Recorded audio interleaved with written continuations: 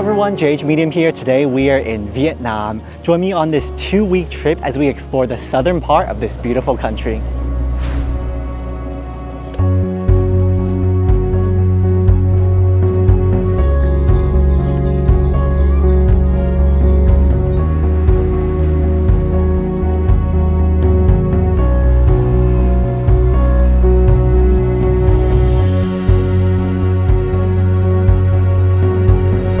After a 2-hour plane ride from Thailand, we arrived in our first stop, Ho Chi Minh City, Saigon. Be sure to stay to the very end for a cost breakdown and find out how much we spent on this Vietnam trip. Since we're staying in the Tan Dinh area, our first stop in Saigon is the Tan Dinh Church, the Pink Church. This church actually wasn't pink to begin with, it was just white. And then in 1957, they decided to paint it pink. The interior of this church is also pink, but unfortunately we're not allowed to enter. Only Catholics are allowed to go in for mass events right now. This is the second biggest church in Saigon after the Notre Dame. But since the Notre Dame is under construction until who knows when, for our purposes, this is the biggest church. Apparently this church will be even more beautiful when all the decorations light up at night. So let's come back in the evening.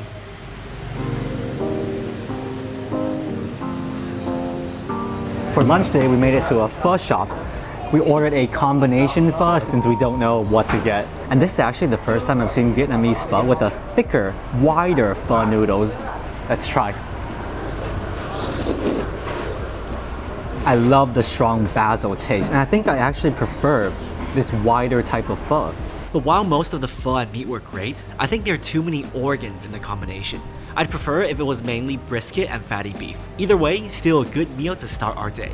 Now it's time to go cafe hunting. Vietnamese people love their coffee, and there's so many cute coffee shops in Saigon. Many of them are hidden inside these old residential buildings, and they're really hard to find. So today, we're gonna see if we can find one of them. The place we're going to is somewhere here. I think this is the entrance.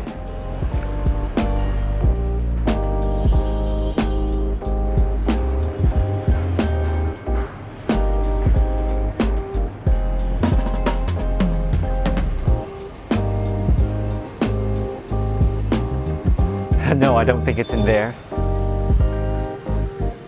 I think we found the cafe. It's literally in here, which is next to someone else's house.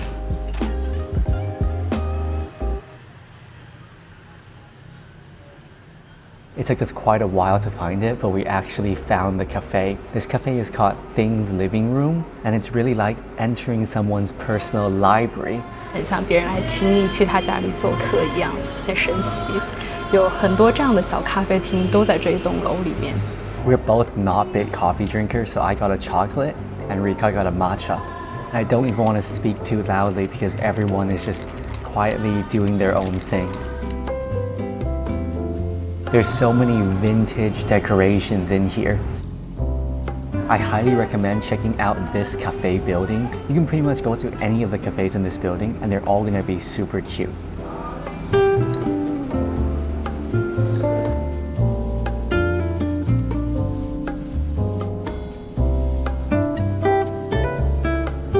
We chilled at the cafe for a few hours. This building is really old and worn down, but everything inside seems really welcoming. It kind of reminds me of Tianzifang in Shanghai, if you know that place. But anyways, all of that was inside this building. Pretty crazy.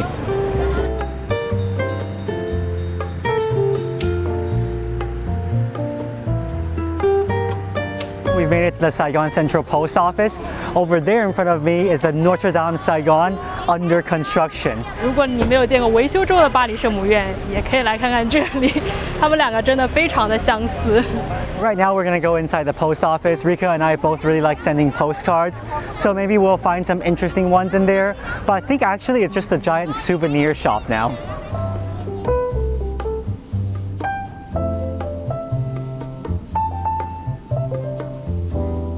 This post office is stunning. It looks like a giant train station. And of course, we have a picture of Mr. Ho Chi Minh in the middle. Yeah, there are a lot of stalls that do sell postcards, but I think they're a little bit too vintage for my liking. A lot of old photographs, a lot of postcards on these old paper. I think we might go and find some more modern, artistic looking postcards later.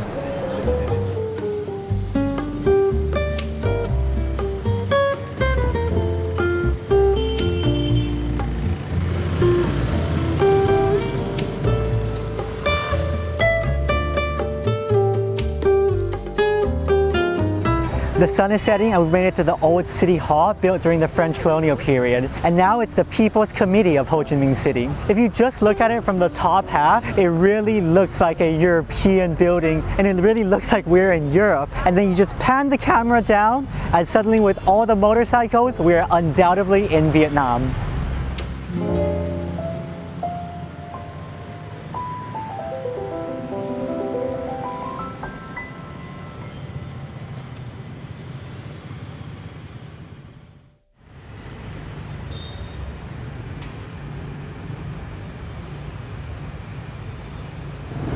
Good morning from Ho Chi Minh City, and for breakfast today we are gonna have banh mi. This is actually the banh mi shop that got featured at Netflix's Street Food. We didn't specifically come looking for this banh mi shop. We just searched which banh mi shop is near our hotel area, and this was the first one that popped up. So let's try this Netflix famous banh mi and see if it's any good. We got a pork banh mi. Banh mi cheers. Ding. Of course, the bread is super crispy. I think there's some Vietnamese sausage, there's some pork, there's also some chili peppers inside. I just bit into one and I wasn't expecting it. So there's a touch of spiciness. 很多人就是骑摩托车经过这条路上的时候，顺手带走一个把米吃。我们现在坐在路边吃，也可以听到这个背景有很多的摩托车呼啸而过的声音。越南的把米，它用的这种面包好像是比法国的 baguette 会稍微的短一点点，但是它们都是一样的，很酥脆，很好吃。One thing super challenging in Ho Chi Minh City is crossing the street. On this crosswalk, there are no traffic lights at all, and there's motorcycles coming by at every single moment. I don't even know when I should cross the street.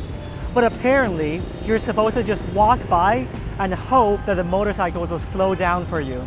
So let's test this theory out, even though it's probably some terrible advice.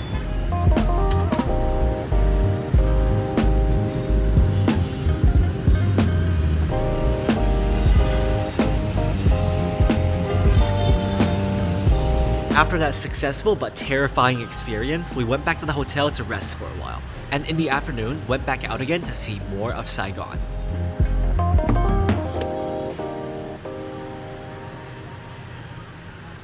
Of course, here in Saigon, we have to visit the War Remnants Museum. Obviously, I'm not an expert about this. There's so much content here in the museum and on the internet about the Vietnam War. It's definitely important to come here and see for yourself a very important part of Vietnam's history. To be honest, I was never too familiar with the history of the Vietnam War. Of course, you learn about it in history books, and there are many American movies about it, such as Apocalypse Now and recently The Five Bloods. But seeing all of this in person just gives a whole new perspective about the terrors of war. The images in the museum were absolutely horrifying. It's not for the faint of heart, but I think if you come to Saigon, you still have to come visit this place. I'm honestly really stunned by the size of these things. It's definitely really wild looking at these tanks and helicopters up close. It's hard to imagine that there are thousands of these in Vietnam not that long ago. After the very serious history lesson, we gotta find something to lighten the mood again. And there's no better way to do that than to have some hot pot. We're at Hai Di Lao in Vincom Center. Why are we having Chinese hot pot in Vietnam? Well, the Hai Di Lao here is probably the cheapest in the whole world, so why not?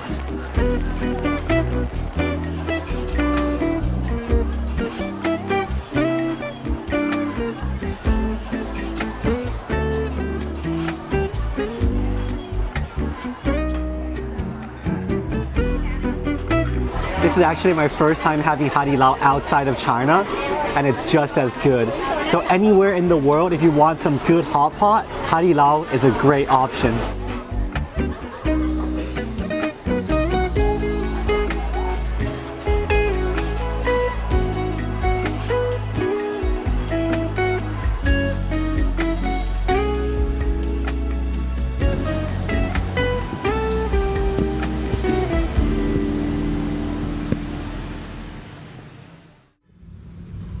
When traveling southern Vietnam, it's great to use Ho Chi Minh City as a base to explore other nearby destinations. Today we're traveling north to visit a place you wouldn't believe is in Vietnam. No, we are not in a giant desert.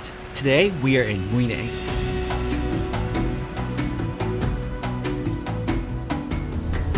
Good morning from inside a sleeper bus. Today we're taking a 3-hour bus ride to Muine. I did not expect it to be on one of these sleeper buses, but it's quite a nice experience. I'm gonna see if I can lie down.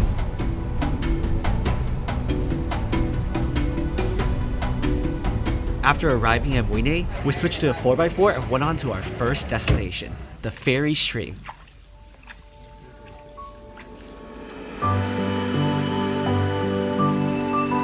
To be very honest, there's nothing fairy about the ferry stream itself. I wore long pants today to block out the sun. If I knew I was going to be trekking in a stream, I probably wouldn't have. But the sand is very soft and quite comfortable to walk on. After a 10-minute trek, we reached the highlight of the stream, these red sand and rock formations. It kinda looks like we're on Mars.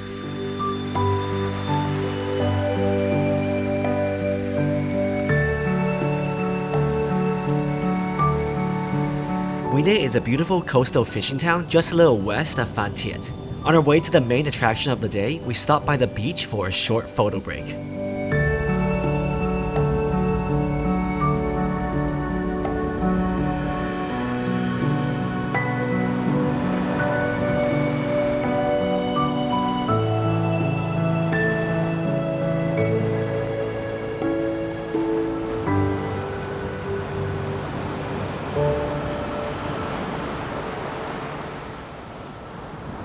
As we reach the famous white sand dunes, the adventure really begins.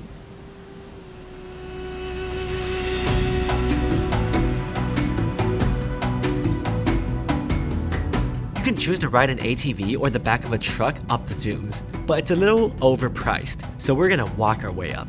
Even though walking in the sand is very difficult, I think it's worth it. We can go to areas outside of the ATV routes with no tourists at all. It's like we have the dunes to ourselves.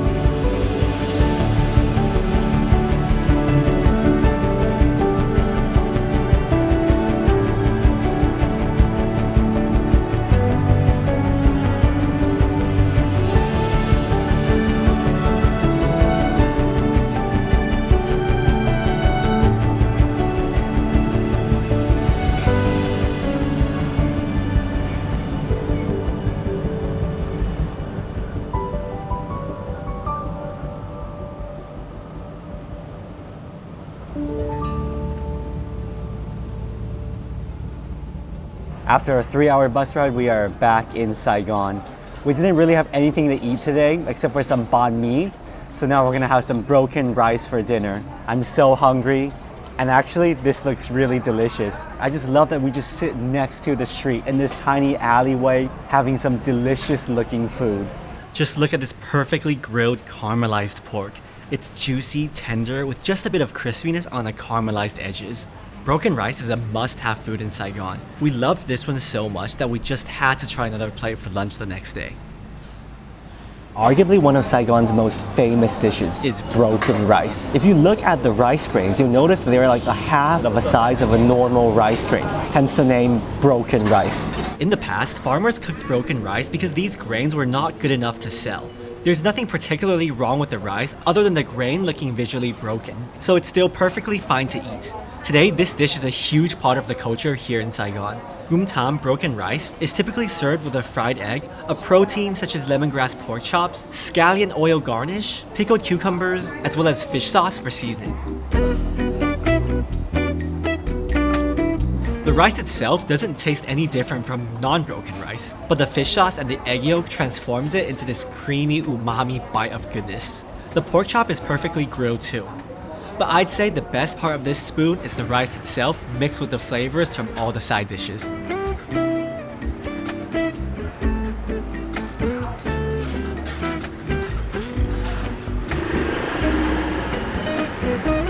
To continue our cafe tour of Saigon, we're at the Nguyen Hue Walking Street at 42 Nguyen Hue, also known as the Cafe Apartments. Today we're gonna go up the Cafe Apartment and see which cute coffee shop we can find.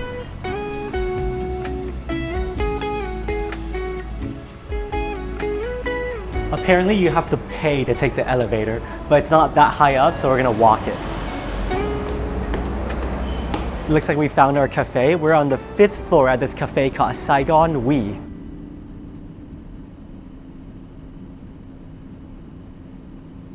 All of these cafes have balconies facing onto Nguyen Hue Walking Street, but it's way too hot in this Ho Chi Minh daytime. The sun directly shines in this direction.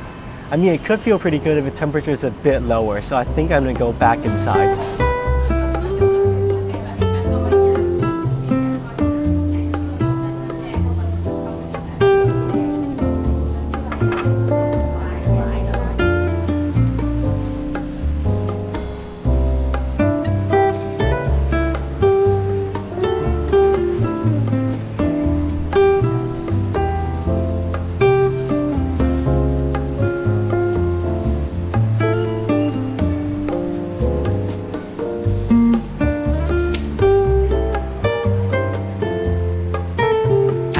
The Nguyen Hue Street becomes very lively, with street performers, music, and just people coming outside to hang out. On the way back to our hotel in Tan Dinh, we stopped by the church to check out its beautiful lights at night. During the festive season, Tan Dinh Church really looks spectacular.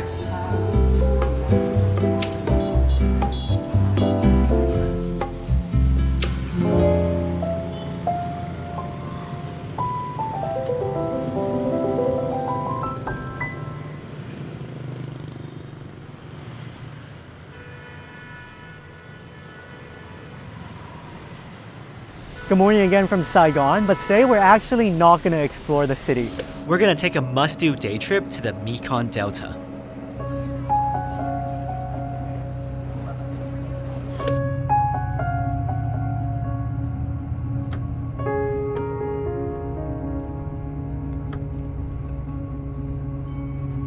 It seems like these Mekong Delta trips are pretty standardized.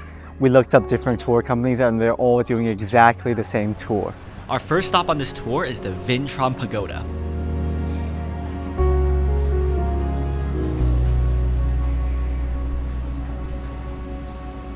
It's really interesting that Buddhism in Vietnam is actually mainly Mahayana, which is the type of Buddhism that's practiced in East Asia. Its neighboring countries such as Thailand, Laos, Cambodia, Myanmar, they're all practicing Theravada Buddhism. So the temples and pagodas here are more similar to the ones you would see in China.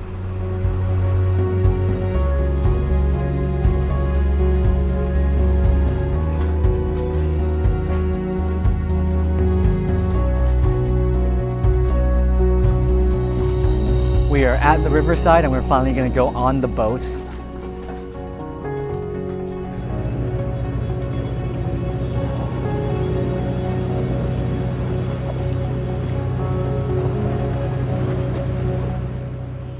In Vietnam, the Mekong is also known as the Nine Dragons River because before the Mekong flows into the South China Sea, it breaks apart into different little streams, rivers, and waterways. So if you look at a satellite map, it looks like there's 9 dragons flowing in the Mekong Delta.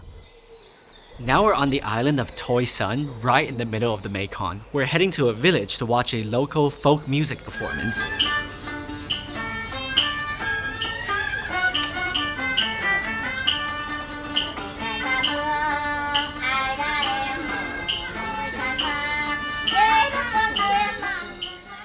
After that performance and some fruits, we are walking over to a bee farm on the island. This is a jackfruit growing on a tree. I've never seen it like this before. We're here at the bee farm and I think we're gonna try their honey. Our bee have only one task, mating with bee. After mating, they're gonna die immediately.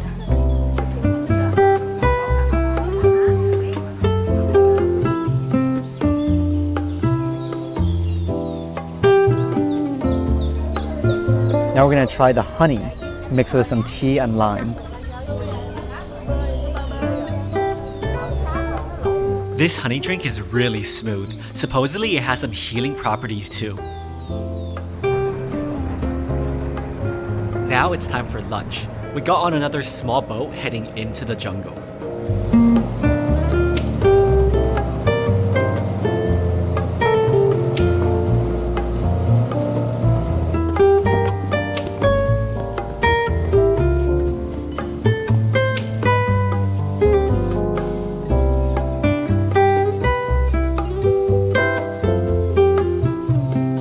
Okay, so we just finished lunch. It was okay, acceptable. We've definitely had a lot worse on these big group tours. So now, I don't know where we're going. We're just chilling here. I'm gonna rest on the hammock for a while. This seems like a village instead of just a restaurant.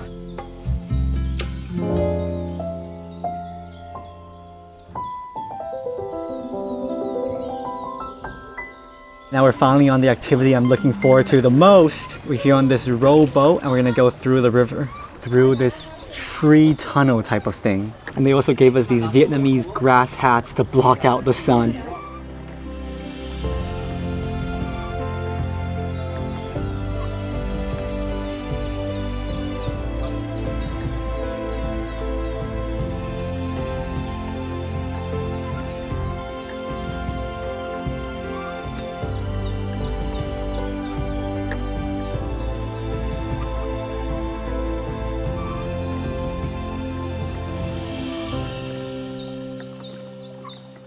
That was definitely a pretty fun ride. It's like the Jungle Cruise except in real life. And the trees are actually arching down, so at some points of the ride it looks like we're going through a water tunnel. 幸亏他们说这里没有鳄鱼。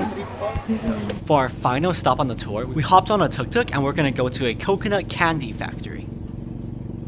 It turns out it's not really a factory, more like a small workshop. But it's still cool to see the process of making one of my favorite cooking ingredients, coconut milk. It must be so labor intensive back then when this was all done by hand. Gonna try the coconut candy that just got made. 新鲜的是软的，我们之前吃的都是硬的。 Very chewy. It's actually not that sweet. Before we leave the island, there's one last local delicacy to try. And this one is not for the faint of heart. Now we're gonna try the snake alcohol. It smells like a strong whiskey type of thing. I just try a little bit.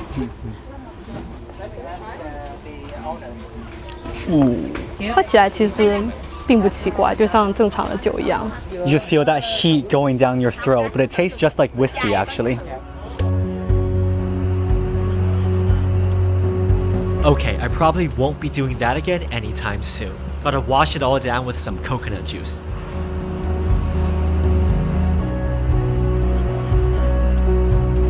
And now, back to Saigon. We just finished our trip to the Mekong Delta. Honestly, my favorite parts were all the rides, the boat ride, the tuk-tuk ride. The other places like the bee farm and the coconut factory, I think were mainly just places to support local businesses. I don't think it's particularly interesting. Anyways, we are back in Saigon, back in Ho Chi Minh City, and we're gonna have some pho for dinner. We are not beef experts. Luckily, there's a poster on the wall telling you which cut corresponds to which part of the cow to help us choose what part we should order. We got a brisket and a flank. I really like basil, so we're gonna put a lot of basil inside. I can eat basil like vegetables. I ordered the pho with the nam beef, which is the flank part of the cow. Super tender. I think this is the best pho we had in Saigon so far. It just feels so great to have a soothing, healing bowl of pho after a day of travel. 汤不错，好汤就是好pho。 So yeah, pho phu vuong, it's actually pretty good. I highly recommend coming here.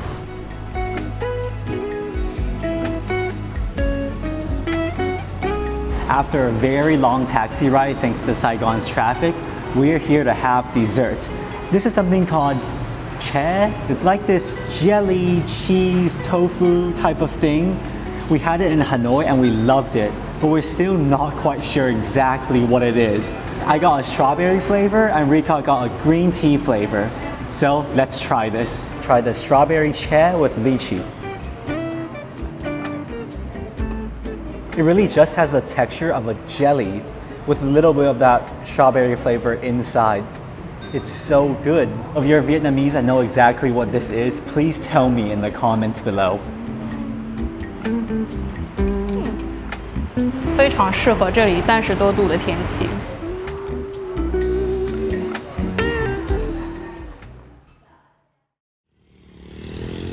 Today is our last day in Saigon, and tonight we're heading to Dalat in the central highlands of Vietnam. But before leaving the city, we have to come and try one of its most famous pho shops. I ordered the combination pho with all different types of beef. And I love that there are a lot of veggies in here too. Most importantly, it tastes great, especially the broth. After we checked out of our accommodations in the afternoon, we found a nice cafe to work at. Our bus night is at 11 p.m, so we got quite a while to wait. But it's great that many cafes in Saigon open until 10 p.m, so at least we have somewhere to stay at. This also gives us some time to reflect on our trip here in Saigon and southern Vietnam. Saigon, Ho Chi Minh City is a loud and hectic place. Its motorcycles, commotion, and chaotic streets can be sometimes a bit too much to handle. But this city still has that simple, busy charm to it. Its hidden cafes, mouth-watering street food, and historical buildings also give it a relaxing and elegant side. And if you ever want some serenity away from the bustling center, there are plenty of day trips available to see a totally different side of Vietnam. But we must never forget that this region also faced a dark history not that long ago, which adds another layer of complexity to Vietnam's largest city.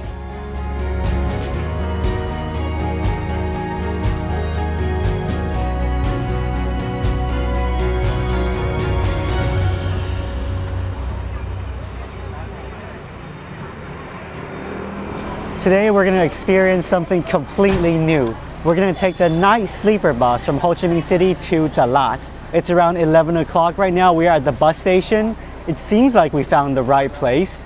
It's going to be 8 hours on this sleeper bus.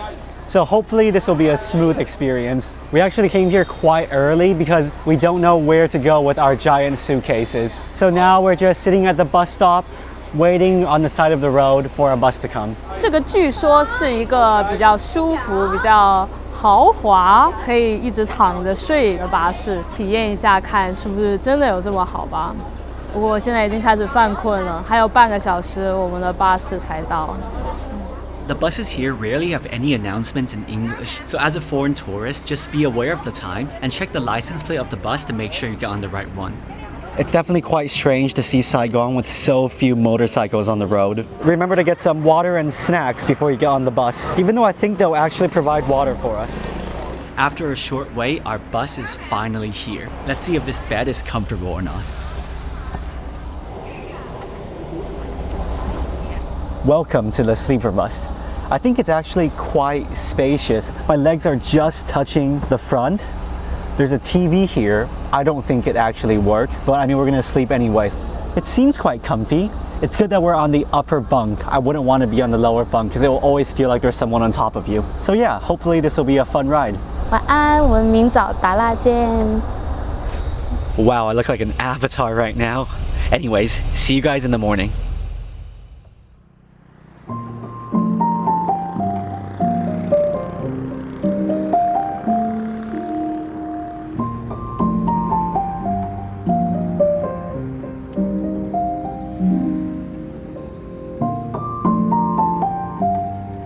After a very bumpy bus ride, we arrived in the mountain city of Dalat. We actually got here around 5:30 a.m. It was completely dark. We sat at a little bus station waiting for the sun to rise and waiting for our shuttle bus to our hotel. We barely had any sleep on the bus, but we're not allowed to check into our hotel yet, so now we're out to have some breakfast. We're gonna try some mi quan, which is a famous dish in Dalat. Look at these glistening noodles. Wow, that is so good. It has a very strong shrimp flavor. We also got a cracker here. Let's see if it's crispy enough. But the best part is definitely these noodles. Feels so good to have a warm breakfast after a sleepless night.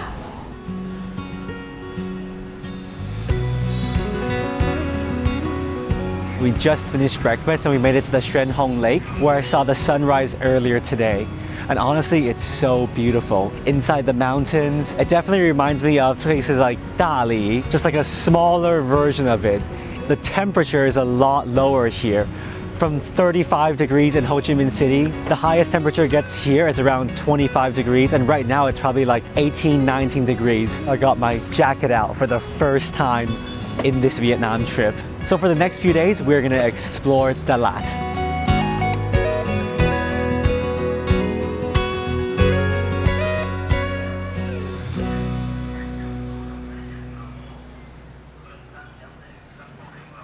As it's still not check-in time, we found a beautiful rooftop cafe to rest at. The view here is perfect, and you can see how hilly this city is. Just layers and layers of buildings going up the slope. At 2 p.m, it's time to go back to our hotel and sleep for a while before heading back out in the evening.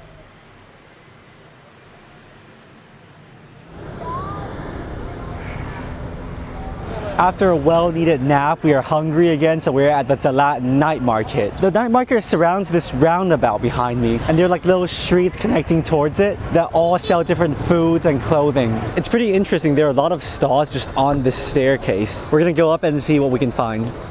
For the first thing at the Dalat night market, we're gonna try this Vietnamese wrap. You have the rice paper skin, and on the inside there's some egg, spring onions, ham, and some crispy shallots or something. Let's see what it tastes like.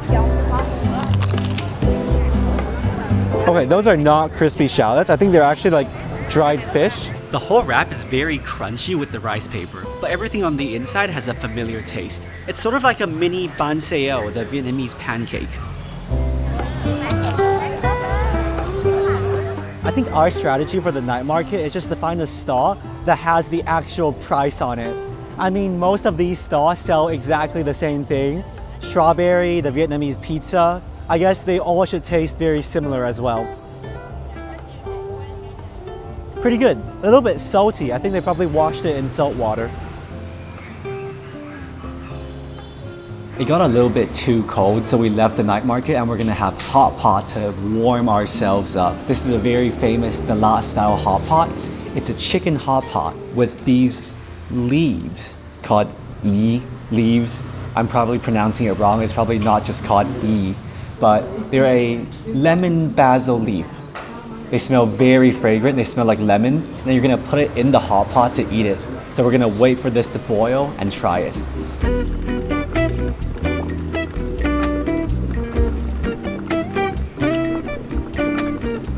It looks like there's some mushrooms, some bamboo. There are already a lot of these leaves inside, and of course there's chicken as well. It smells really fragrant. I think I'm gonna try the broth first.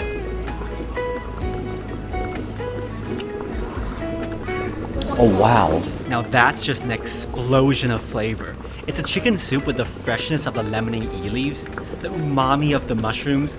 There's also a touch of sweetness from the bamboo shoots. The aroma is so strong. When I have that bowl up to my face, the smell just penetrates my entire soul. This might be the best hot pot soup I've ever had. After picking these leaves, my hands smell like a lemony perfume. It's so cool. Okay, time to try a piece of the chicken.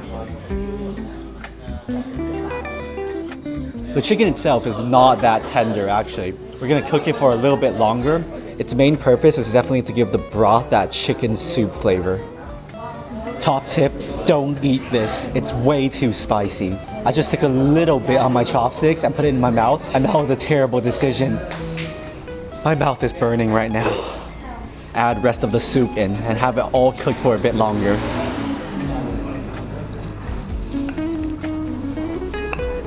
And of course, more of this basil lemon leaf.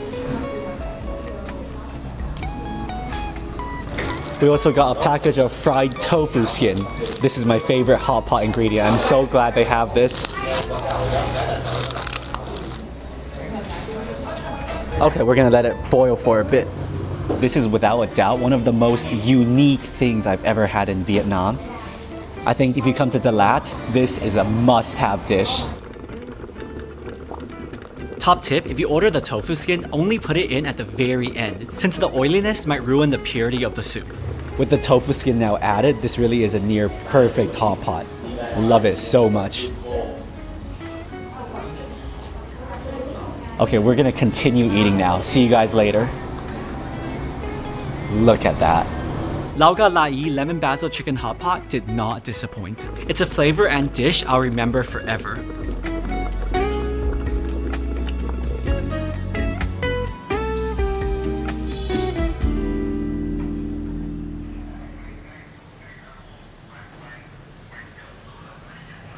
It's day 2 in Dalat, and our first stop today is the Crazy House. This architecture really is a huge contrast to the more French-style buildings in Dalat. It's so difficult to walk on these stairs.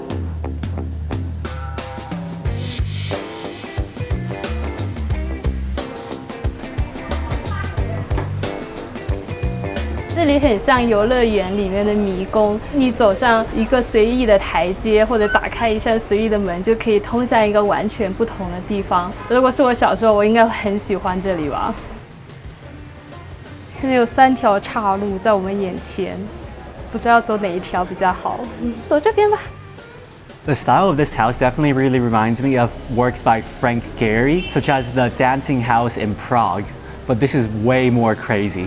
Crazy House Dalat is the work of architect Dan Viet Nam. She said this building is an expression of her wild imagination. It's a fantasy brought to life.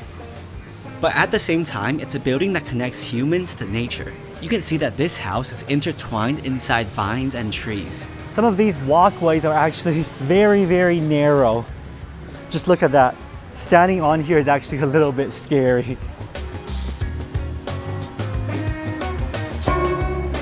It looks like the Crazy House is also a guest house, but I don't think anyone will want to stay here. There's no privacy at all. We're gonna climb up the roof of this house. It's really like a maze in here. It's quite easy to get lost. No matter if you're on the roof or in a strange room, every corner of this house has something to see. So yeah, the Crazy House is crazy indeed. I definitely think this is a must-visit place in Dalat. Even though this is just an artistic complex, there's nothing much to do here except explore, but we spent 1.5 hours here, so it's really cool. Anyways, let's go have lunch now.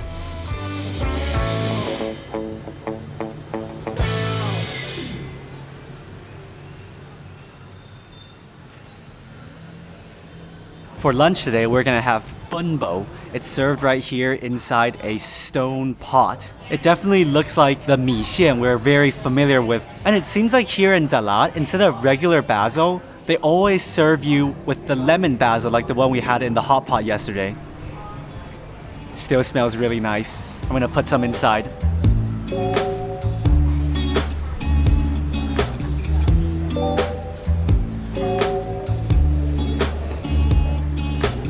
Honestly, that lemon basil makes everything better. The beef is quite tender as well.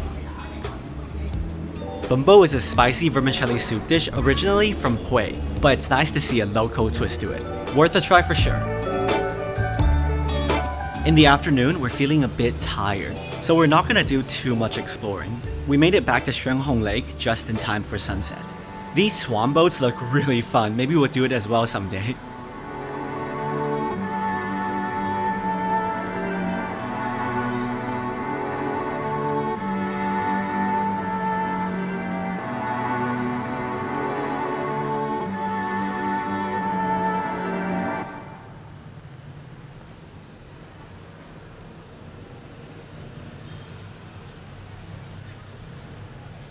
It's another beautiful sunny morning here in Dalat, and our first stop today is Domaine de Mahi. it's a Catholic church complex here in Dalat, and it's most famous for its very aesthetic pink architecture.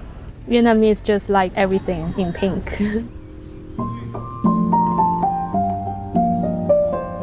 I wonder why Vietnamese people like to paint their churches pink. This is already the 3rd pink church we saw in Vietnam. There's the one in Da Nang, the Tan Dinh Church in Saigon, and of course this one.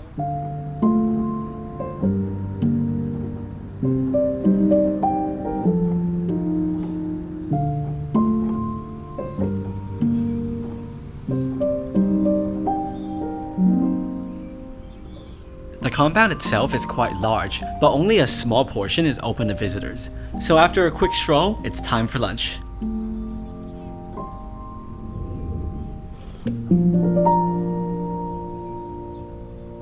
Lunchtime now and we're gonna have banh mi, but here in Dalat, they eat banh mi in a slightly different way. Let's go check it out.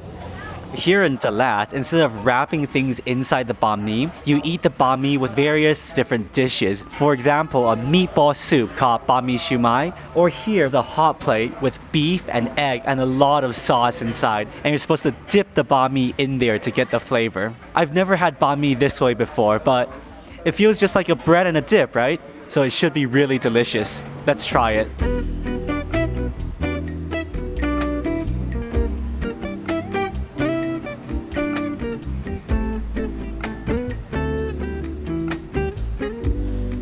我觉得蘸这种酱的比较好吃，因为它不会让面包给软掉。The beef gravy sauce is out of this world. Mixed with the soft egg yolk and the tender meat, it's just a perfect bite. The locals next to us are just dipping the entire banh mi into the gravy, so let's just go for it as well.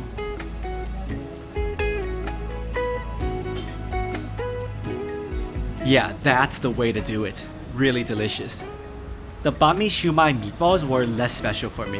Even when wrapping them inside the banh mi like a meatball sandwich, it's just not as good as the steak and gravy. 好香啊！我在门口都能闻到那个铁板烤面包的味道，而且达腊的物价真的非常友好。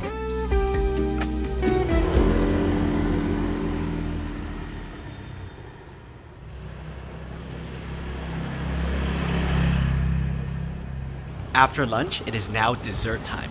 Of course, in Dalat, you have to get their avocado ice cream. We got the durian avocado ice cream. It has the avocado puree, probably a coconut ice cream, and some durian puree on top. Rika must really love this.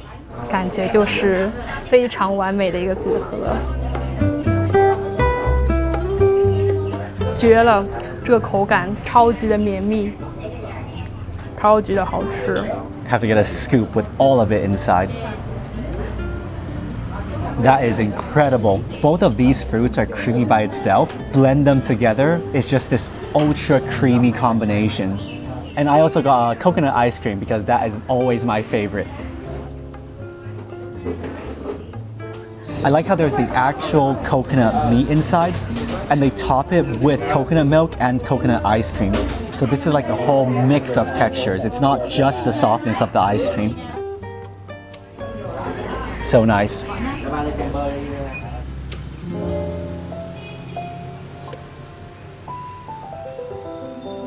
Since the weather is still really nice in the afternoon, this is a great time for a short boat ride on Shunhong Lake.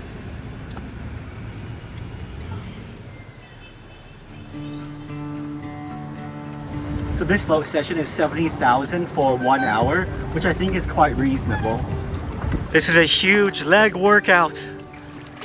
Now, I wouldn't say this is a must-do activity in Dalat, but if you do have some time to spare, taking one of these swan boats in the lake is actually quite relaxing. A nice escape from all the motorbikes on the road. Why are we spinning again? We're supposed to be steering in the other direction. No. It's very difficult to control the direction. I think the wind is even stronger than the steering, so the wind is just blowing us into multiple different directions.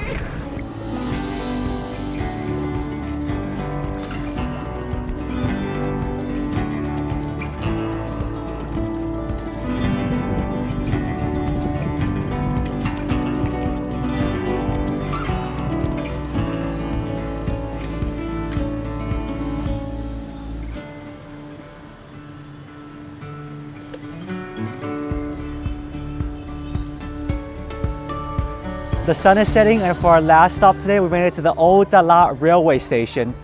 Most of the trains here are not in use anymore, but it's really nice to see these old locomotives. Only one train line still runs here, but today the station is mostly used as a cultural park for people to visit one of the oldest railway stations in the country. And I guess it's a popular place for art and architecture lovers. There are many people here just sketching the station, and I think it's quite interesting to observe.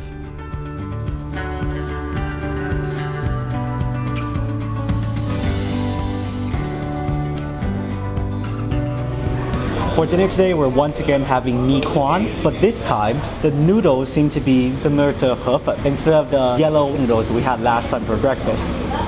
I'm gonna add some of the herbs inside the mi quan. I think these are mint leaves. Mi quan is a famous dish from the Quang Nam province, but it's also popular throughout Vietnam. It's typically served with this turmeric broth, which makes the dish yellow. You can have various different toppings with mi quan, but it's almost always served with shrimp, quail eggs, and a sesame cracker. Compared to the one we had for breakfast the other day, there's way more ingredients in this one, but I think the flavor isn't as strong.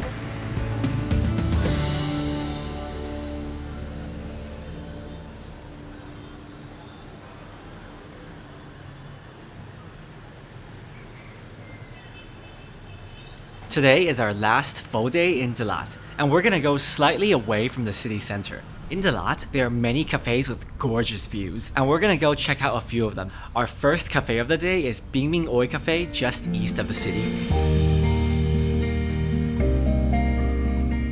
Even though this cafe is quite popular and can get rather crowded, the wooden architecture surrounded by the lush greenery still gives it this calming vibe.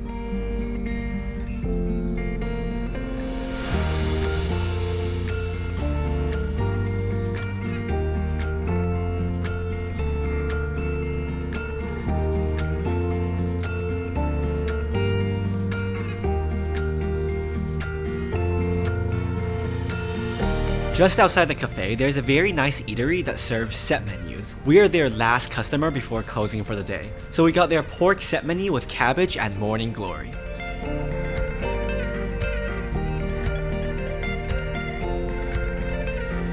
A really healthy and delicious meal before heading to our next cafe.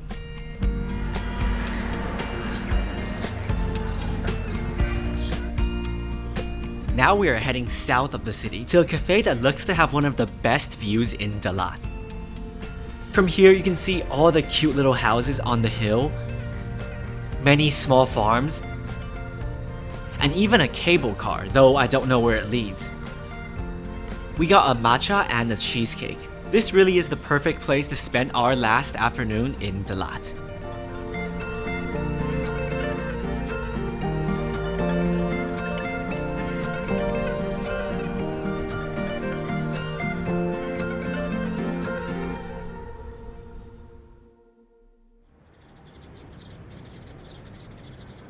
It's 5 a.m. right now, and in the afternoon we're leaving Dalat and heading to Nha Trang. But before leaving, we must come back to Xuân Hồng Lake again and watch the sunrise.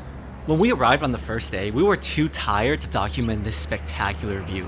But now we have our cameras ready. Even this early in the morning, the city is already awake. You can hear the distant traffic, the morning birds chirping, and everyone is getting ready to start their day. But just like us, there are also many people around the lake waiting for the sun to rise. Okay, enough talking from me. Let's enjoy this sunrise together. We really saved the best moment of this trip for last.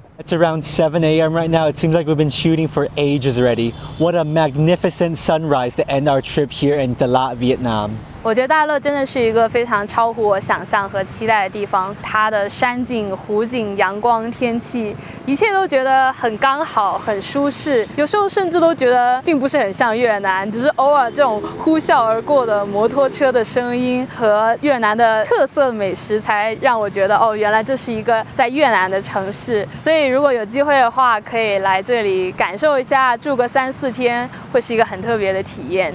下一站呢，我们将要从10几度的山城又回到了20-30度的海边。那我们就芽庄见，拜拜。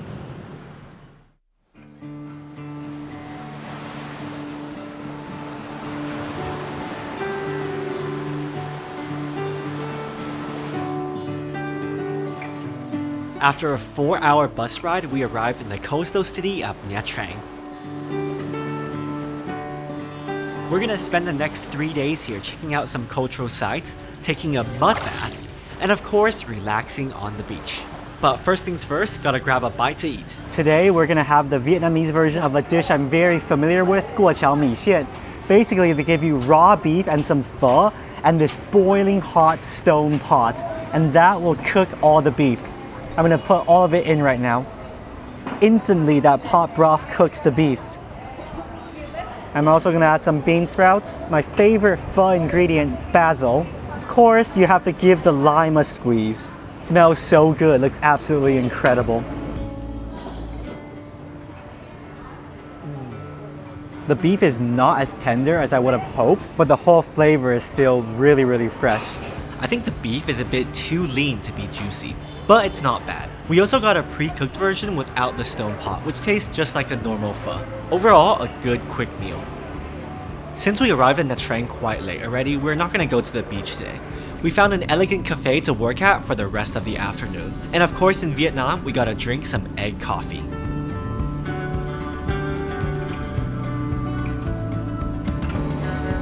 Some very productive work later, it's time for dinner.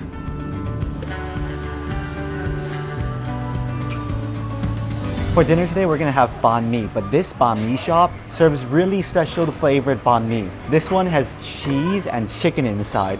I'm gonna call it the chicken parm banh mi. Let's try it.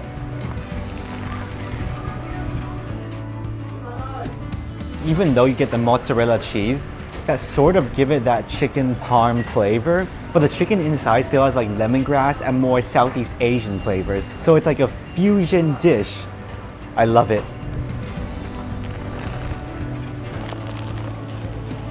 Now I'm gonna try the original mixed flavored banh mi. It's pretty good as well. It has pork, pate, Vietnamese sausage. It's delicious, but I think this type of banh mi is common everywhere in Vietnam. So the chicken mozzarella one is definitely more special. If you want some non-traditional but delicious banh mi, this is the place to come. There are so many unique flavors to choose from. Highly recommend. Okay, on to the next place. For dessert today, we're gonna have kem bo, which is avocado ice cream. We had this in Dalat, but Rika loves it so much that we're gonna have it at Nha Trang as well. We got one original avocado ice cream and one with durian because that's Rika's favorite fruit. Okay, let's try it.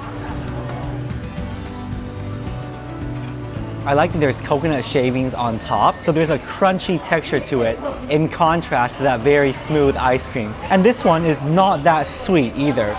You get the slight bitterness from the avocado, but of course the ice cream balances it out.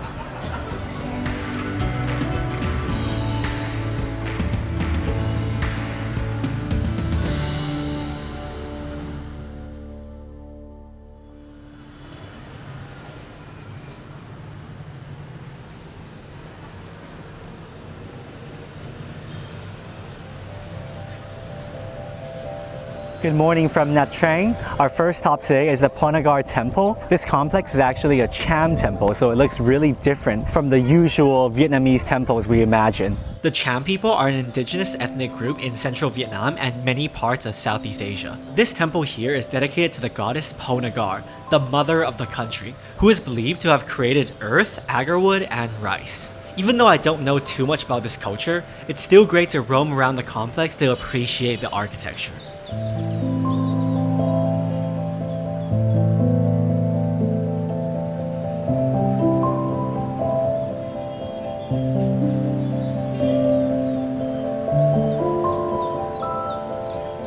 There's also a small group of people here practicing a ritual.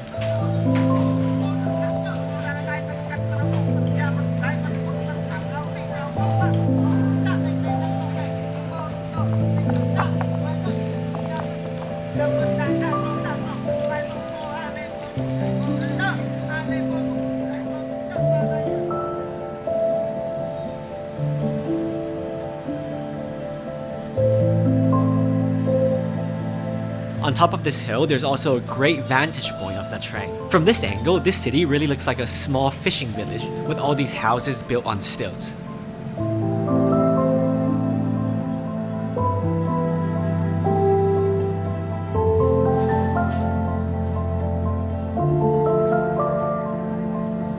This temple really is a symbol of Nha Trang and one of the must-visit locations in the city, whether you want to learn about a new culture or just have a peaceful walk through the complex.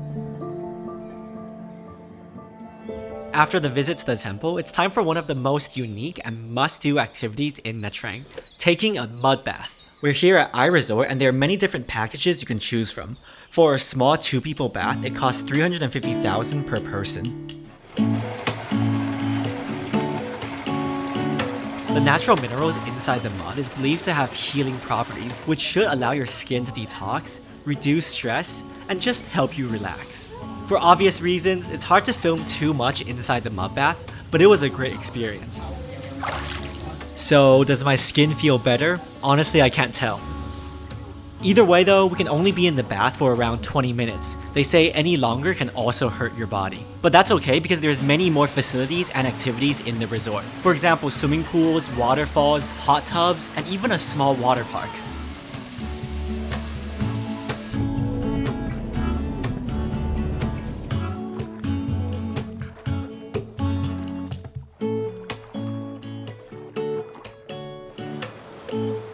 So we just finished the mud bath spa. You definitely go there for the mud bath. The other stuff are just extras that you may or may not want to do. But overall, I still think it's a great experience and definitely a must in Nha Trang. Now we're back in the city and we're gonna have some chair dessert. I got a matcha chair and Rika got a mango chair. We didn't eat anything today other than the hotel breakfast, so we're both quite hungry right now. Looks like there's some matcha jelly, some boba, some pudding, and of course, red bean. In Rika's mango chair, there's coconut milk, mango, boba, and some pandan jelly.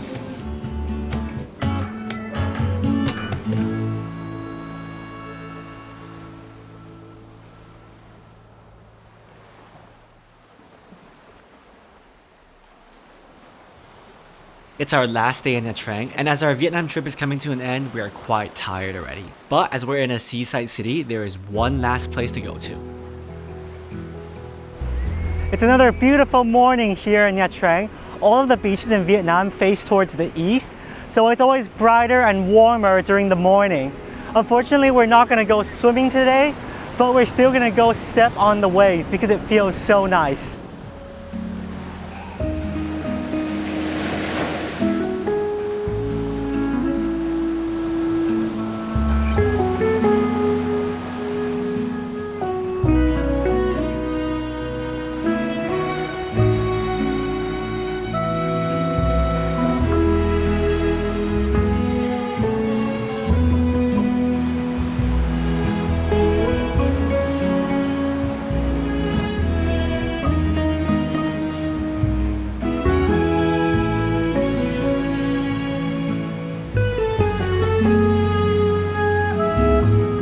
We spent the rest of the day enjoying the seaside. To be honest, out of all the places we visited on this trip to Vietnam, Nha Trang probably has the least activities that we're interested in. The vibe is very similar to another seaside city, Da Nang. You can see over there on the island there's actually a giant theme park, but after visiting Bana Hills in Da Nang, we didn't really feel like going to this one. I feel like for a place like Nha Trang, exploring the city or finding many things to do is not really the reason why people come here. We come here to relax, take a mud spa, enjoy the ocean view, and that really is enough.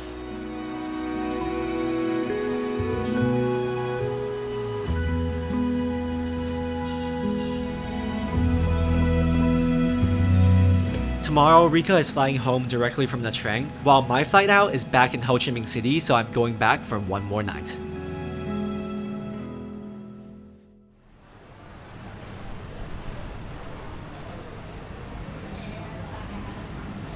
Good morning from the Saigon Central Post Office. Rika had to go home to attend her friend's wedding. She's gonna be the bridesmaid. So I guess now I'm solo traveling. Today I'm gonna surprise her with a postcard. Hopefully this will arrive before the next time we meet.